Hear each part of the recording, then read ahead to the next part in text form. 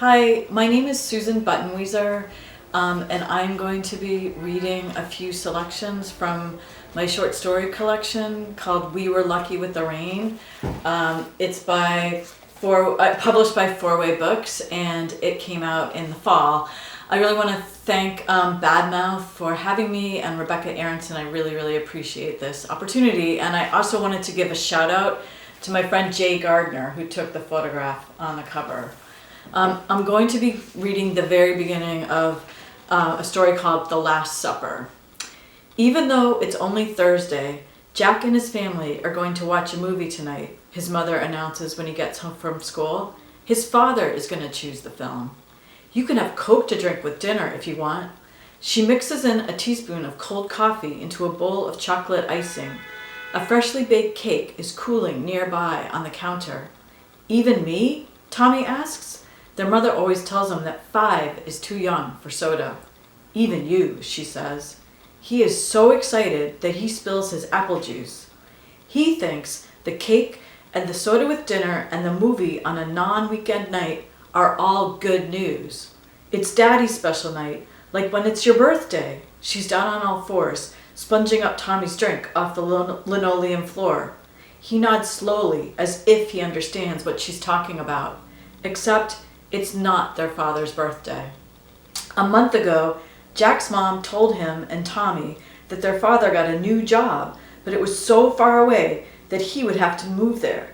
It would only be for a few years, she said, but she wasn't sure if they could visit him or not. Also, he was kind of nervous about his new job, and they must never talk to him about it. Remember, Tommy, when you were scared about the first day of school? Well, that's how Daddy feels. But Derek Winters, who lives across the street and used to be Jack's friend, showed everyone in the entire 4th grade the article in the paper. 2 to 5 years for grand larceny, the headline said. Although Tommy couldn't read yet and never saw the news, still he was pretty confused by their mother's explanation. Tommy remembered not to ask their father anything, but he had a lot of questions for her. Where exactly was Daddy going? And what was his new job? And why couldn't they visit him? It made no sense, and he really couldn't understand why they didn't all move together like his best friend's family did last year when his father got a job in California. When Tommy got going with the questions, their mom would scream a tsunami of angry words, and all 3 of them would wind up in tears. Then his mother would sit outside in the yard with a big glass of wine until it was dark and late, and she forgot all about dinner. They'd eat cereal in a rush right before bed, the milk and Honey Nut Cheerios churning around in Jack's stomach while he lay under the covers, and it would take a long time to fall asleep. Jack had to do something to make Tommy stop. He told Tommy that their dad was actually a spy on a secret mission, and if he kept asking questions, Tommy could ruin the whole thing. Daddy is a superhero? Tommy asked. You can't tell anyone, promise, Jack said. And also promise that you'll stop asking Mom about his new job. So finally, Tommy did. And now I'm going to read the beginning of Nights at the Marco Polo. It's the things that happen during the nights, inside the rooms and efficiencies at the Marco Polo Motor Lodge that occupy Walter's days. After dark, when the traffic has eased up on the highway, there's a stillness in the lobby. The receptionists, the kitchen, and housekeeping staff have all gone home, and things happen that might not occur during daylight hours. Things like adultery in room 115, on both double beds and in the shower. Or partying in the room next door that leads to spilled drinks on the carpeting and the walls. Cigarette butts swimming in partially filled plastic cups and empties, broken glass bottles, pizza slices on the ceiling. Upstairs in room 215, the aftermath of a heavy session at Odell's Tavern, and possible food poisoning from the Great Wall of China takeout, the remnants on every towel and the bath mat.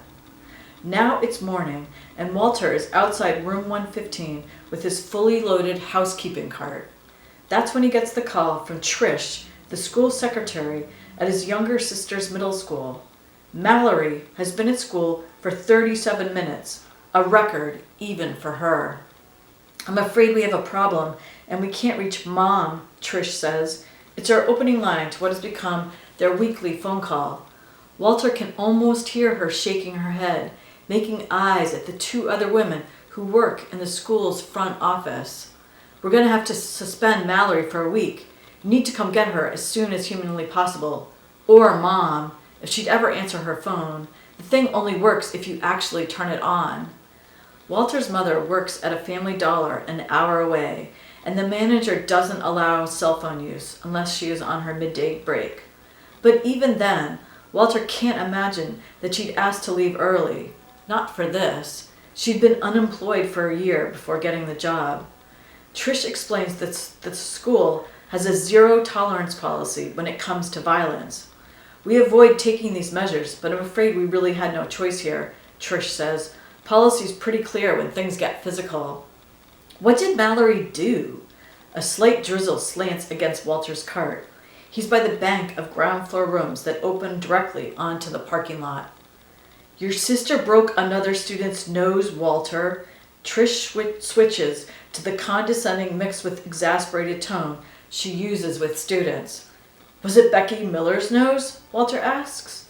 Trish chokes slightly before telling Walter that she isn't at liberty to say. There would be a meeting with the guidance counselor and the principal to discuss the incident. Isn't it kind of beside the point whose nose Mallory broke? Trish says. The real point is that Mallory caused a physical injury on school property and the student in question was taken to the hospital. So if you or Mom could please get here, it would be much appreciated. But if it is Becky Miller's nose, then that's exactly the point. Because Becky Miller has been torturing Mallory since the first day of 6th grade, 2 months ago. All because Mallory has held on to her obsession with space and doesn't care about personal hygiene, which sets her far apart from the other girls and their obsessions with hair, clothes, and who said what to whom. Not stars, planets, the galaxy, the lunar cycle, and the definitions of blue and red and blood moons. Thank you very much.